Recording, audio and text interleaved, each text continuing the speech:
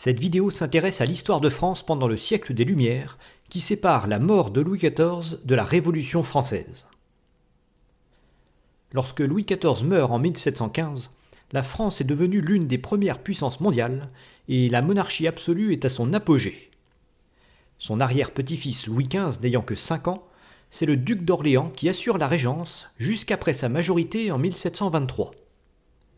Après les guerres incessantes de son prédécesseur, la période de paix qui s'instaure vaut à Louis XV le surnom de bien-aimé. La première guerre de son règne est celle de succession de Pologne en 1733. Cette monarchie étant élective, 2 successeurs se dégagent, l'un soutenu par la Russie, l'autre par la France. Louis XV en profite pour conquérir les duchés de Lorraine et de Bar, tout en laissant la Russie imposer son candidat sur le trône de Pologne. Puis en 1740, l'avènement d'une femme sur le trône d'Autriche, Marie-Thérèse, provoque la guerre de succession d'Autriche.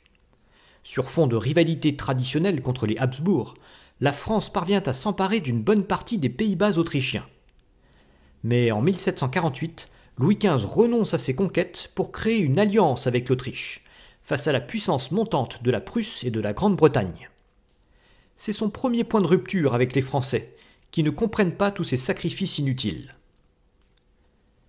Cette recomposition des alliances finit par déboucher sur la guerre de 7 ans en 1756, qui résulte de la rivalité traditionnelle entre la Prusse et l'Autriche d'une part, la France et la Grande-Bretagne d'autre part, notamment au niveau de leurs empires coloniaux. C'est en Nouvelle-France qu'ont lieu les principaux combats.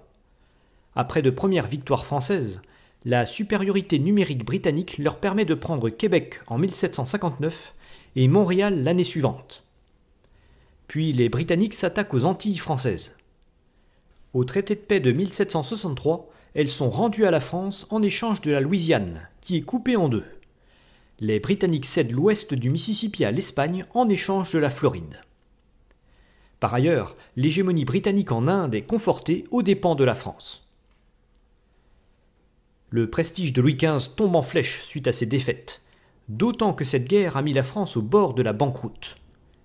Son comportement est de plus en plus critiqué, notamment ses relations avec ses nombreuses maîtresses. Son seul succès à cette époque se trouve en Corse. Théoriquement toujours rattachée à la République d'Eugène, celle-ci a retrouvé une indépendance de facto sous l'impulsion de Pascal Paoli en 1755.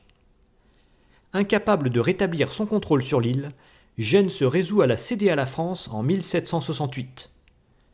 Un an plus tard, les troupes de Pascal Paoli sont vaincues par les Français, ce qui concrétise cette annexion. Lorsque Louis XV meurt de la variole en 1774, son petit-fils Louis XVI doit faire face à une situation difficile. Le rétrécissement de l'empire colonial et commercial français a diminué les rentrées d'argent, tandis que le prestige de l'autorité royale s'est effrité. Aux événements de la guerre de 7 ans se superposent des évolutions beaucoup plus profondes.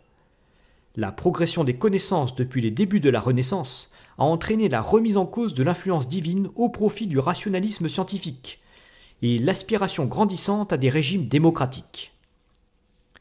Ces philosophes des Lumières sont particulièrement implantés en France. Dans l'Esprit des lois, publié en 1748, Montesquieu met en avant l'importance de la séparation entre le législatif, l'exécutif et le judiciaire. Voltaire incarne cette philosophie dans les années 1740 à 1760, qui s'exporte dans toute l'Europe et contribue au rayonnement de la langue française, déjà amorcé sous Louis XIV. Puis Diderot et d'Alembert publient l'Encyclopédie en 1772, qui rassemble tous les savoirs de l'époque. Ce mouvement hérite des découvertes de Galilée, permises par le dynamisme des républiques italiennes, de René Descartes, qui a bénéficié de la tolérance des Provinces-Unies, et d'Isaac Newton, qui a vécu sous les débuts de la monarchie parlementaire anglaise.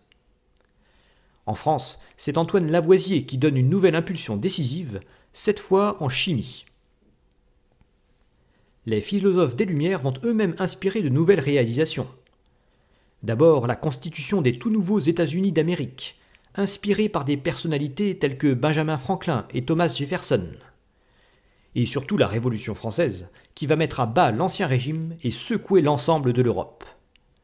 L'année 1789 incarne le passage dans une nouvelle ère, d'autant qu'elle s'accompagne d'une autre évolution plus profonde, la transition vers l'âge industriel. C'est pourquoi cette date va marquer la fin de cette série et le début d'une autre. Voilà pour cette série, j'espère que ça vous a plu.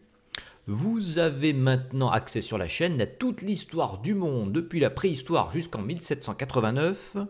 Tout est soigneusement structuré en playlist, donc n'hésitez pas à aller sur la chaîne, à cliquer sur l'onglet playlist et à aller à l'endroit qui vous intéresse, à l'époque qui vous intéresse.